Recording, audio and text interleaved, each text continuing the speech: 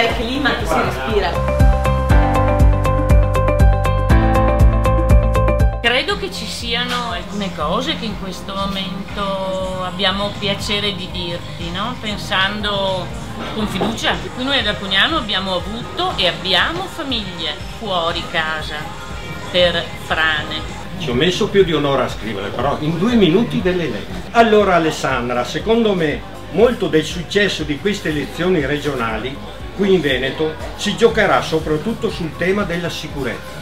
Abbiamo un assoluto bisogno, secondo me, soprattutto di sincerità e di chiarezza. Allora, noi sulla sicurezza daremo 2 messaggi, guarda. Il primo è stanziamenti e fondi, la seconda però è un richiamo forte al governo, tornando anche indietro su quello che è stato fatto.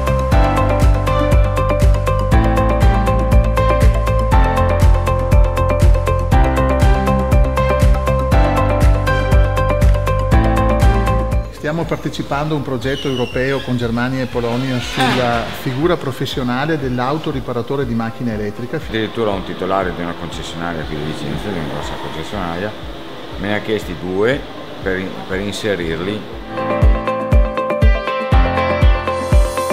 Rappresenta il nuovo, ovviamente incarna le aspettative.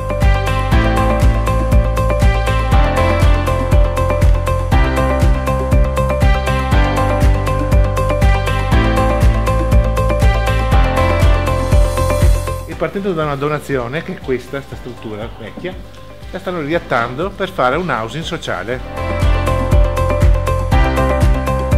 Al governo io mi impegnerò a chiedere più forze di polizia, più risorse per le forze di polizia, e questa è di competenza del Veneto, però la regione oggi ha azzerato i fondi per la sicurezza.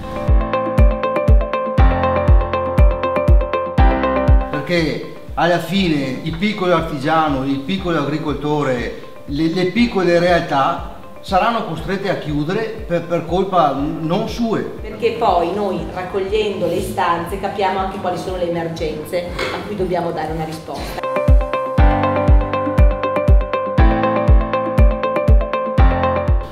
Cosa pretendi di accettare qua voti dopo quello che è successo? Quindi siccome qua abbiamo l'opportunità di fare delle domande a una persona. Adesso siccome che ti hai detto che Zayas è l'unico e abbiamo ancora da cominciare a operare in questo caso.